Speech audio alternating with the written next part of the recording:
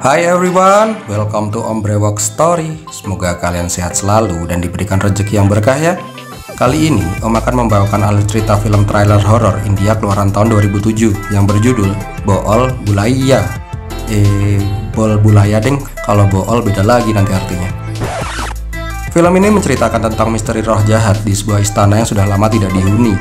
Suatu ketika, pewaris dari istana itu berniat kembali ke India dari luar negeri dan berniat menetap di istana itu. Walaupun sudah diperingatkan bahwa istana itu berhantu, tetapi dia tetap tidak mengindahkannya. Sehingga teror roh jahat pun akhirnya menghantuinya. So, mau tahu gimana keseruan film ini? Camper Om Brewok Story.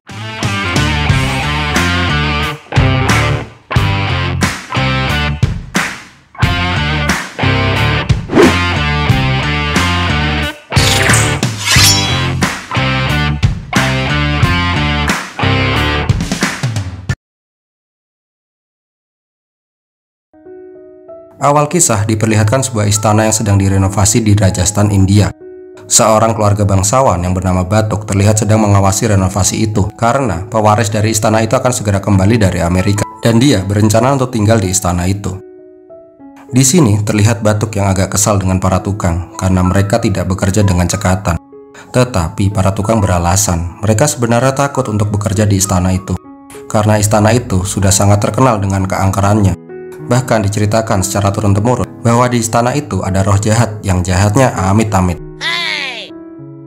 Di sini Batuk terlihat sok berani, tetapi ketika dia menyusuri ke dalam istana, dia malah jiper sendiri ketika bulu kuduknya tiba-tiba berdiri. Pada saat keluar, ternyata para tukangnya sudah pada pulang. Jelas saja Batuk langsung kabur dari istana itu.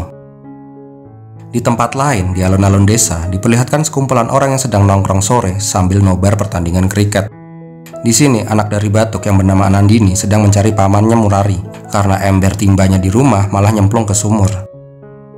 Diperlihatkan juga seorang sastrawan muda yang merupakan tunangan Nandini yang bernama Syarat. Di sini Sarah cukup dihormati walaupun dia masih muda karena memang dia adalah orang yang sangat berpendidikan dibandingkan dengan warga di desa. Tak lama Batuk datang ke alun-alun, tetapi ketika sampai di sana dia baru sadar bahwa kunci istananya ketinggalan. Karena tak berani mengambil kunci itu sendirian, dia meminta bantuan adik iparnya, Murari. Murari jelas saja menolak, karena orang gila aja nggak akan berani ke istana itu pada malam hari. Tetapi Batuk tetap memaksa, karena tanggung jawabnya sebagai juru kunci istana itu. Bila kunci itu tidak kembali, maka dia akan dimarahi oleh kakaknya. Tetapi pada saat sampai di istana, Murari malah langsung melengos kabur meninggalkan Batuk sendirian, yang ketakutan karena melihat sosok bayangan wanita di istana itu. Keesokan harinya, Batuk mengunjungi kuil dan curhat kepada pandit bahwa semalam dia melihat sosok astral di istana. Sang pandit memberikan benang suci dan meminta Batuk untuk mengikatnya di pohon besar. Tetapi sebelum dia berhasil mengikat benang itu ke pohon, Batuk dilarang berbicara sepatah kata pun kepada siapa saja. Bila tidak, dia akan terkena sial. Tetapi Murari yang tak sengaja bertemu Batuk di jalan malah salah paham. Dia mengira bahwa Batuk terkena kutukan istana, sehingga dia tidak bisa berbicara. Murari langsung menceritakan itu kepada istri Batuk. Mendengar itu, istri Batuk langsung panik dan bercerita kepada kakaknya, Badri. Selaku kakak tertua keluarga bangsawan di daerah itu, Badri langsung marah besar karena adik iparnya itu selalu gegabah dalam menjalankan tugas. Sebagai orang yang dipasrahkan untuk memegang kunci dan merawat istana, Batuk malah sering meninggalkan tugasnya. Badri kemudian memberikan benang suci dan meminta istri Batuk melingkarkan benang itu ke perut suaminya. Dan sebagai syaratnya, dia tidak boleh berbicara sepatah kata pun sebelum dia melilitkan benang itu ke suaminya. Lah kok sama aja jadinya? Jadinya kan malah jadi gagu bersama suami istri. Di dalam rumah terlihat seorang wanita manis, cantik, anggun, dan beautiful markotop yang bernama Radha. Dia adalah putri dari Badri. Terlihat dia sedang menunggu-nunggu kepulangan sepupunya dari Amerika. Diketahui bahwa Radha sebenarnya sangat menyukai sepupunya, Siddharth, yang merupakan pewaris tata kebangsawanan sekaligus pewaris istana. Pada saat kecil, dia dan Siddharth diramalkan memiliki kecocokan untuk menikah menurut primbon dari India. Tak lama Siddharth sampai ke rumah itu. Radha jelas saja langsung berlari keluar untuk menyambut pujaan hatinya.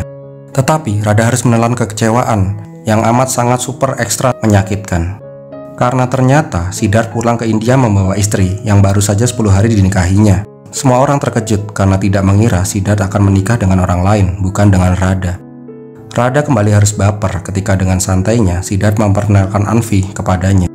Memang dari dulu Siddharth menganggap Rada hanyalah sebagai adiknya, tidak lebih.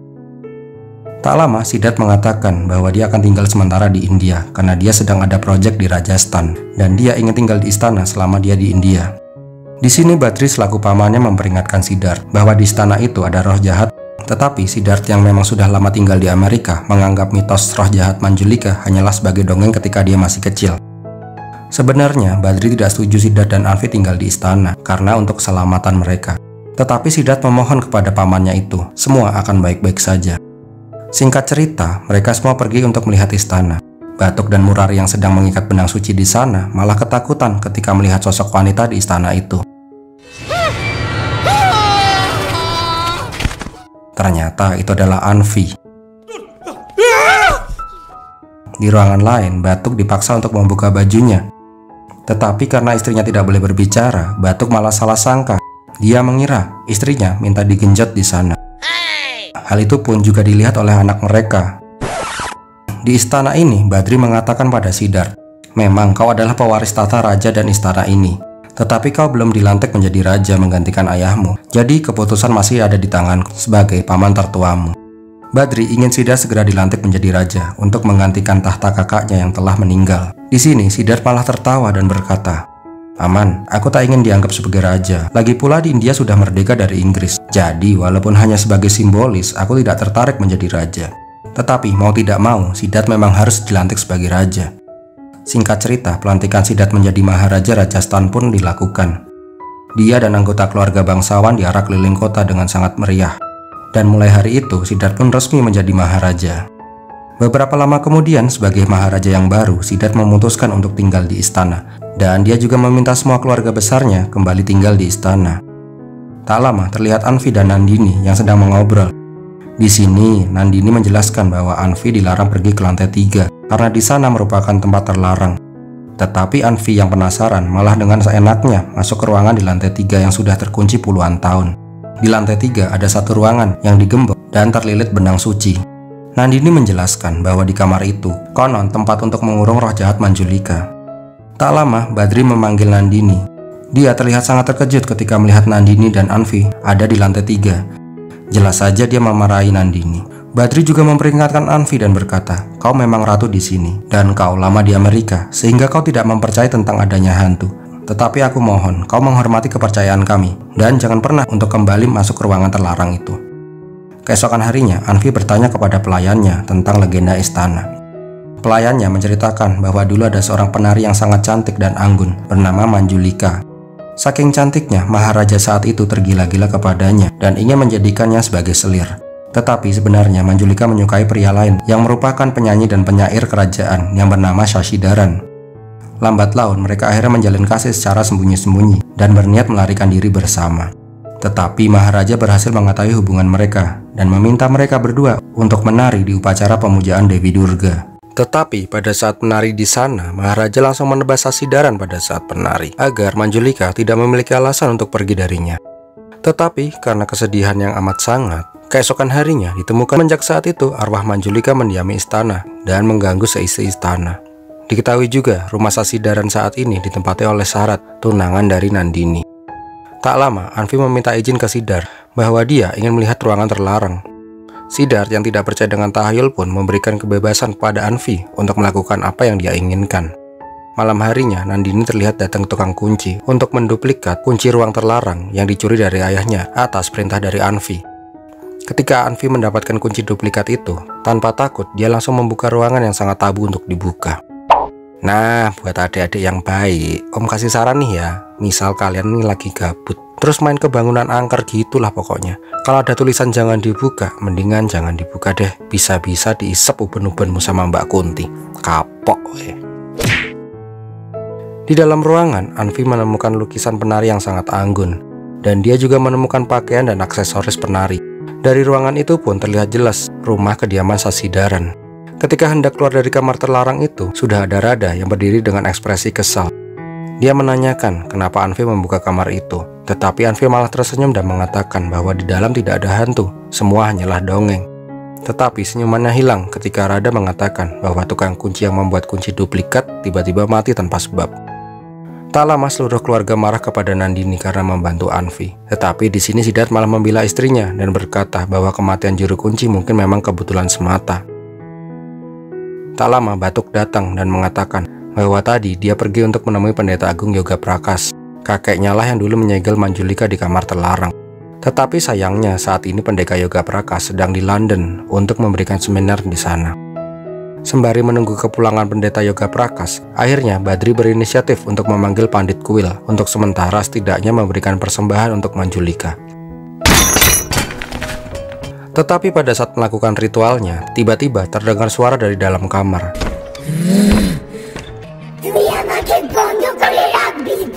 Di sini, Manjulika menampakkan dirinya dan berkata akan membunuh semua orang di istana itu karena telah mengurungnya selama bertahun-tahun. Jelas aja semua orang langsung ngacir ketakutan.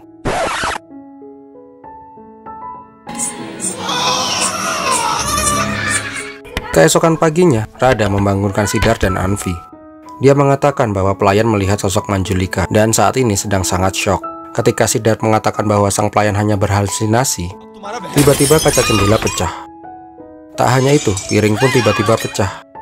Siddharth yang masih belum percaya malah marah-marah kepada pelayan karena menyebarkan cerita bohong. Tetapi tiba-tiba jam besar di sana jatuh dan hampir menimpa Siddharth. Tak hanya itu, ketika kembali ke kamar, handicap milik Anvi pun sudah hancur. Keesokan harinya, Badri memperingatkan Siddharth untuk segera meninggalkan istana dan pindah ke rumah keluarga saja untuk keamanan bersama. Tetapi Siddharth masih saja tidak percaya. Di tengah pembicaraan terdengar teriakan dari dalam. Terlihat Anvi yang berlari dengan kain sarinya yang terbakar. Ketika sadar, Anvi mengatakan dia sedang bersama Radha dan tiba-tiba kain sarinya terbakar. Melihat kejadian kemarin dan hari ini, Siddharth kemudian berbicara empat mata dengan Paman Badri. Siddharth menanyakan apakah Radha memiliki penyakit mental, karena dia mencurigai Radha lah biang dari semua cerita hantu itu. Badri jelas saja marah besar, putrinya difitnah seperti itu. Badri juga mengatakan, walaupun Radha anak angkatku, tidak mungkin dia berbuat jahat seperti itu. Di luar, Badri yang kesal mengatakan bahwa Siddharth sudah tidak waras karena menuduh Radha biang dari kekacauan ini. Batuk yang dasarnya emang parno parah malah menjadi kepo. Diam-diam dia ingin melihat Radha. Di ruangan lain terlihat Radha yang sedang marah-marah kepada penjahit yang salah menjahitkan bajunya. Dan sialnya, Batuk melihat Radha yang sedang membawa pisau dan rambutnya acak-acakan. Jelas saja Batuk yang parno parah langsung ketakutan dan menceritakan itu kepada semua keluarga bahwa mungkin saja Siddharth benar bahwa Radha memang sudah kerasukan Manjulika. Singkat cerita, Siddharth yang tidak percaya dengan tahayul dan semacamnya menghubungi sahabatnya di Amerika yang seorang psikiater untuk membantunya untuk menyembuhkan kegilaan Radha. Malam harinya di upacara doa diketahui bahwa Radha adalah anak angkat dari Badri. Ayah Radha dan Badri adalah sahabat dekat, sehingga ketika orang tua Radha meninggal, Badri mengadopsinya sebagai anak. Beberapa hari kemudian, Batuk yang sekarang menjadi lebih parah parnonya menjadi sering ketakutan, bahkan ketika melihat hal-hal kecil. Tak lama terlihat sosok besar tinggi yang langsung menyerang Batuk. Ternyata sosok eksentrik yang mirip dukun itu adalah Aditya, sahabat baik Siddharth yang seorang psikiater. Ternyata Adit merupakan seorang yang sangat eksentrik. Dia sengaja memakai cosplay dukun karena melihat di TV dukun-dukun India berpenampilan seperti itu. Bahkan kekonyolan tampak ketika dia menyewa bajai dari Delhi, India menuju Rajasthan. Tak hanya itu, kekonyolannya pun kambuh ketika melihat pelayan. Somplak bener nih psikiater. Di dapur terlihat Radha yang sedang memasak. Dia menyuruh Nandini untuk memanggil Anvi di lantai atas. Tetapi pada saat Nandini ke atas, dia langsung diserang oleh sosok yang kasat mata. Nandini yang panik akhirnya berlari ke sebuah ruangan. Tiba-tiba dia terbentur oleh kursi gantung. Pada saat Adit dan Siddharth menuju ruangan itu, sudah terlihat ceceran darah di lantai, seolah-olah Nandini diseret oleh seseorang.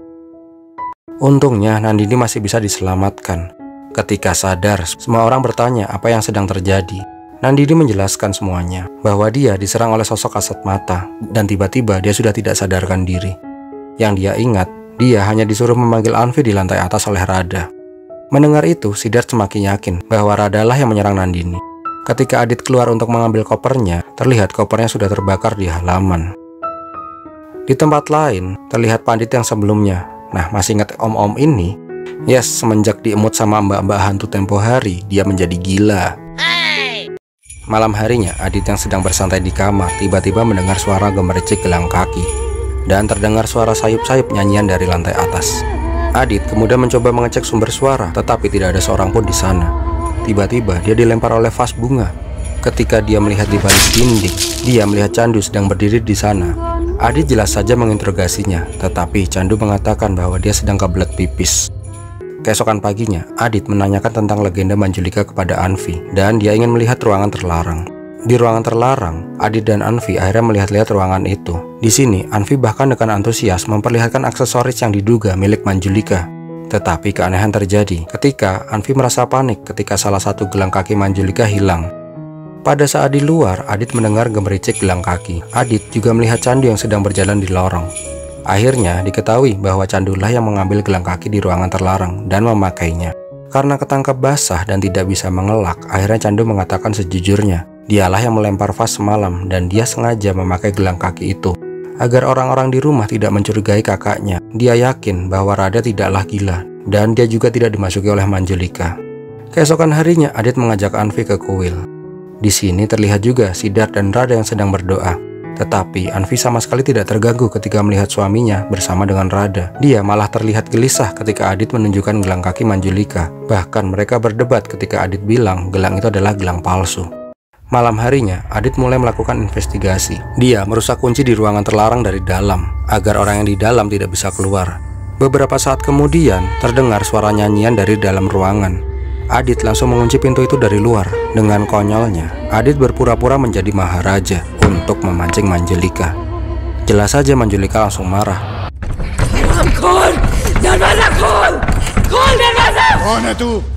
Dan mengancam akan membunuhnya dan semua keturunannya.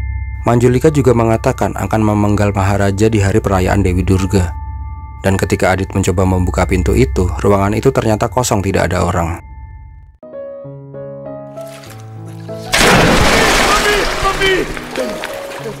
Keesokan harinya, Adit yang melihat Candu langsung meminta Candu untuk mengantarnya ke suatu tempat. Dengan berjoget dan bernyanyi, akhirnya mereka berdua menuju desa Malipur di Rajasthan.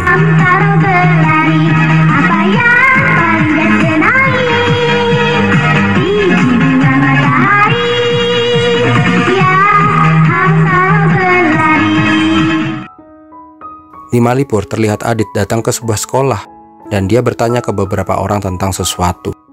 Sore harinya terlihat Radha dan Nandini yang sedang masak di dapur. Di sini Radha menyuruh Nandini untuk mengantarkan teh untuk Siddharth. Tak lama Adit dan Candu datang untuk mengambil semua pisau di istana untuk keamanan bersama.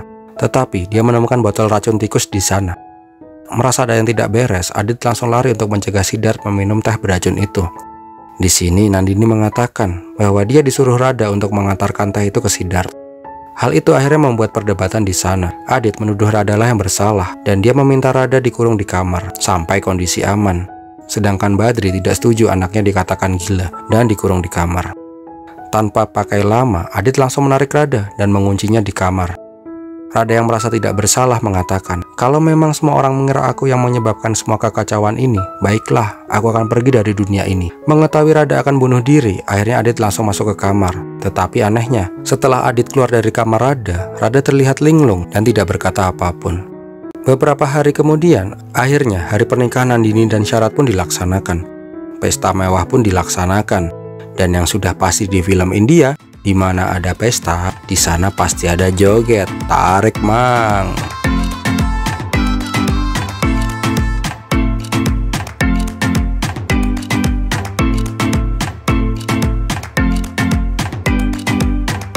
Singkat cerita, pesta pun berjalan lancar sampai sore harinya. Adit tiba-tiba menanyakan di manakah Anvi kepada Siddharth. Karena panik, akhirnya mereka berdua mencari Anvi di setiap penjuru istana. Tak lama terlihat Syarat yang mencoba memperkaos Anvi. Siddharth jelas saja langsung memukul Syarat yang lagi ngubek-ngubek istrinya. Tetapi di sini Syarat mengatakan dia tidak melakukan apapun. Ketika Siddharth sudah sedikit tenang, Adit kemudian mengatakan tentang hasil investigasinya selama ini. Dia mengatakan bahwa sosok hantu Manjulika tak lain adalah istrinya sendiri, yaitu Anvi. Jelas saja Siddharth tidak percaya dengan perkataan Adit. Di sini Adit menjelaskan melalui sudut pandang psikologi. Adit menceritakan bahwa ketika tempo hari dia bersama Anvi di ruang terlarang, dengan antusias Anvi menjelaskan semua aksesoris Manjulika, seolah-olah dia sudah sangat mengenal Manjulika. Lalu ketika Adit mengajak Anvi ke kuil, Sedikit pun dia tidak cemburu ataupun marah ketika melihat Siddharth bersama Radha. Tetapi raut wajahnya langsung berubah ketika Adit menghina gelang kaki Manjulika. Menurut sains, kondisi Anvi saat ini adalah obsesi berlebihan yang membuat dirinya memiliki kepribadian ganda. Di kepribadian satunya adalah sosok Anvi dan yang satunya lagi adalah sosok Manjulika. Walah Pak D, bilang aja kesurupan kok ya muter-muter jelasinnya. Adit juga mengatakan kemarin dia ke Malipur, desa di mana masa kecil Anvi dibesarkan. Ternyata menurut orang-orang yang mengenalnya, Anvi merupakan anak yang sangat terobsesi dengan dongeng dan hantu. Bahkan pada saat di sekolah, Anvi sampai tidak bisa membedakan mana kenyataan atau imajinasi. Karena hal itulah orang tuanya memutuskan pindah ke Amerika agar Anvi bisa lepas dari pikiran khayalannya.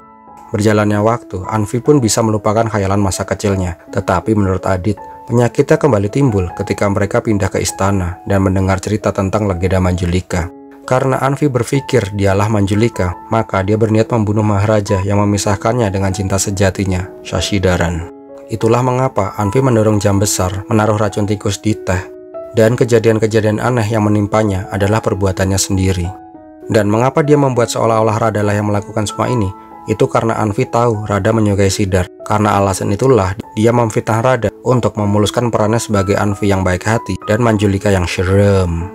Adit juga menjelaskan kenapa tadi Anvi membuat seolah-olah dia diperkaos oleh Syarat. Karena Syarat merupakan keturunan dari keluarga Shashidharan. Dia tidak ingin Syarat menikah dengan keluarga bangsawan. Di sini Adit memohon, hanya ada 4 orang yang tahu dengan kondisi ini: Syarat, Siddharth, Chandu, dan Radha. Itulah mengapa tempo hari Adit berpura-pura menuduh Radha sebagai biang dari masalah ini. Di sini Siddharth yang tidak percaya akhirnya bimbang apa yang harus dia lakukan.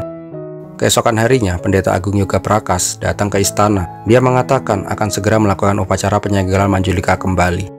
Tetapi pada saat sedang berbicara dengan Badri, konsentrasinya buyar ketika melihat sosok Adit. Karena tidak tenang dilihatin terus sama nih bocah konyol, Yoga Prakas kemudian menanyakan, "Sepertinya aku pernah melihatmu di suatu tempat."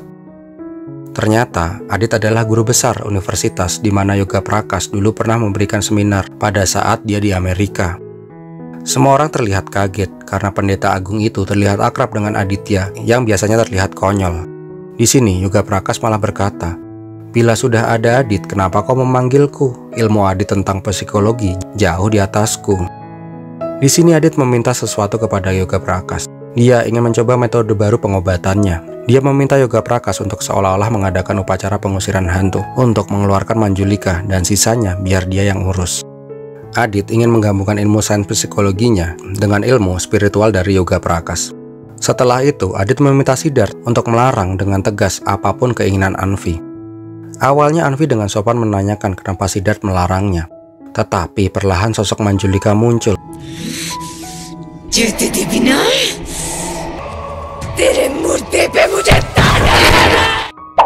Fix ini mah kesurupan. Lah bisa ngangkat tempat tidur segede gaban gitu. Tetapi untungnya sosok Manjulika kembali hilang ketika Siddharth memanggil nama Anvi dengan keras. Di luar, Siddharth malah marah kepada Adit. Dia mengatakan bahwa semua ini perbuatan Adit sehingga istrinya menjadi seperti itu. Siddharth bahkan akan membawa Anvi ke Amerika untuk mengobatinya ke psikiater lain. Tetapi Adit mengatakan bahwa penyakit Anvi tidak akan bisa diobati oleh dokter manapun. Karena dia dan Manjulika sudah menjadi satu, dan jalan satu-satunya adalah mengikuti keinginan Manjulika untuk membalaskan dendamnya kepada Maharaja, sehingga dia bisa pergi dari tubuh Anvi secara sukarela. Adit mengatakan dia memiliki rencana, dan dia meminta partisipasi dari semua orang. Malam harinya, upacara penyegelan hantu oleh Yoga Prakas pun dilaksanakan. Tetapi tiba-tiba Anvi menghilang dari kamarnya. Ketika mereka mencari ke kamar terlarang, di sana tidak ada orang. Mereka malah menemukan pintu rahasia di ruangan itu. Itulah mengapa Anvi bisa bebas masuk dan keluar ke ruangan itu tanpa melewati pintu utama. Di luar terlihat Anvi yang sedang berjoget-joget seolah-olah dia adalah Manjulika.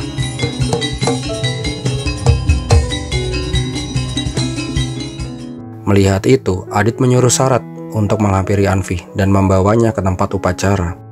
Ketika melihat Syarat, terlihat flashback ketika Manjulika dan Shashidharan sedang menari di istana.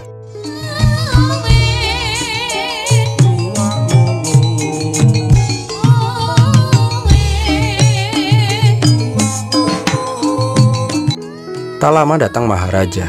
Tetapi ketika Sasidaran melari di depan raja, sang raja langsung menebasnya dengan pedang hingga Sasidaran tewas di tempat. Singkat cerita, Anvi berhasil digiring ke tempat upacara di tengah istana. Ketika melihat Siddharth, dia melihat sosok Maharaja yang membunuh cinta sejatinya. Anvi yang sudah dikuasai oleh Manjulika sepenuhnya mencoba menyerang Siddharth. Di sini Yoga Prakas menjalankan perannya. Dia berkata, "Kamu siapa?" Anvi mengatakan, sorry, maksudnya aku adalah Manjulika. Yoga Prakas pun memberikan penawaran, "Aku akan membantumu membunuh Maharaja. Tetapi setelah keinginanmu terwujud, kau harus berjanji meninggalkan tubuh Anvi dan tidak kembali lagi." Di tempat lain, Adit mempersiapkan Siddharth di sebuah papan. Melihat itu, Anvi langsung mengayunkan pedang untuk memenggal Siddharth. Tetapi sebelum itu, Yoga Prakas mengalihkan perhatiannya. Dan Adit menukar Siddharth dengan manekin yang sudah dikasih saus tomat tukang bakso, yang bilangnya sausnya itu dari tomat, tapi pada kenyataannya adalah pepaya yang di blender. Akhirnya Anvi yang kerasukan langsung menebas kepala manekin hingga puas, dan Manjulika pun keluar dari tubuh Anvi. Keesokan harinya, Anvi terlihat sedang diobati oleh Adit, agar pikirannya terbebas dari pengaruh imajinasi Manjulika untuk selamanya.